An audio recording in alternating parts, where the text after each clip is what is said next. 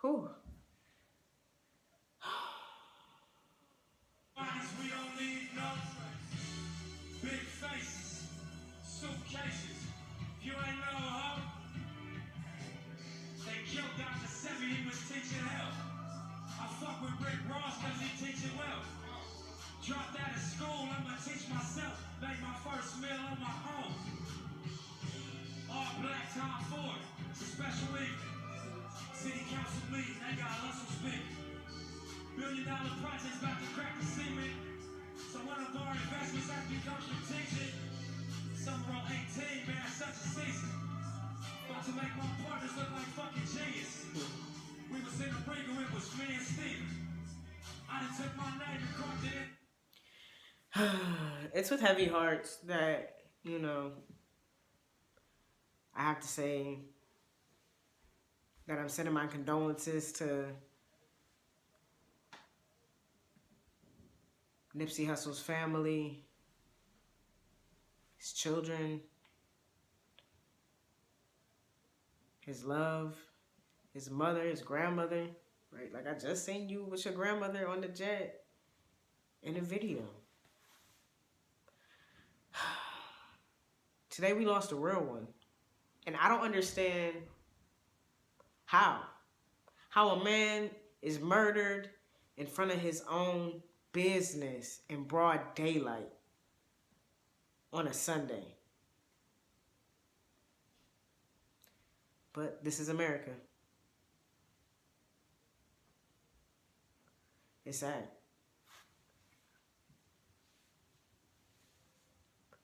Nipsey wasn't perfect, right? Like, Nipsey was like one of my problematic faves. Problematic because he had a tinge bit of that toxic masculinity that limited what it is to be a black man, what it is to be black and queer, black and gay.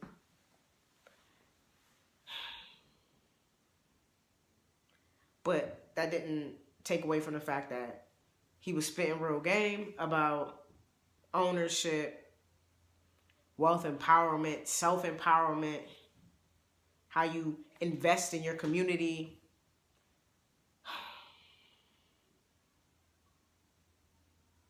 We lost a real one, right? Someone who was about his community, but also needed to learn about his community.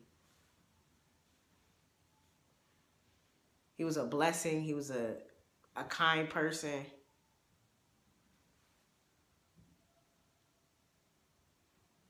It's just sad to be up the street from his business. He's there.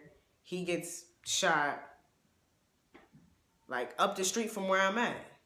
In line with my lady Renee, right? We're in line at the pop-up in front of Taco Mel's, a business that, you know, Nipsey Hussle supported, right? Like, this is a person about the community, right? And, you know, we about that community work, so we heard that Pinky was bringing Slutty Vegan in town. We've heard about it. I didn't get a chance to go visit in Atlanta, so I wanted to try it. So we're in line literally for, what was that, 4 hours? Babe, what was that, 4 or 5 hours? We're in line for about 4.5 hours. 4.5 hours, right? And in that time span of that 4.5 hour period, Nipsey Hussle was murdered in front of his shop off of Crenshaw and Slauson. We were at Crenshaw and 43rd, right?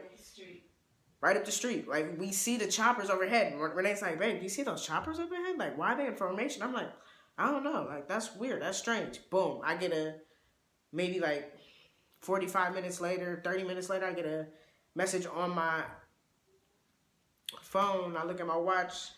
My best friend's like, Nipsey Hussle has died. I'm like, what? And immediately I gasp, you know, because I'm extra, but like, I'm like, you know, like, so those choppers ahead are the choppers that are at the crime scene right now. Wow. So today was a sad day for the city of LA, for the, excuse me, nation, for the country. You know, we lost a good brother. We lost a real one, you know, real ass nigga. And I'm gonna bleep that, but that's what it was. So my condolences to Nipsey and his family. Right now, I'm about to just play some Hustle because that's what it is. I'm playing Hustle all night. I'm going to try to do this video, but I just wanted to do this because I was literally just watching a video because I'm in this content zone, right, y'all? And I know y'all in it too because we are YouTubers. We're all consuming this content. And Renee and I were watching the GQ interview where Nipsey is interviewing Lauren or Lawrence. Oh, right, Lawrence. Oh, because she was trying to figure out, like, how well do you know me, right?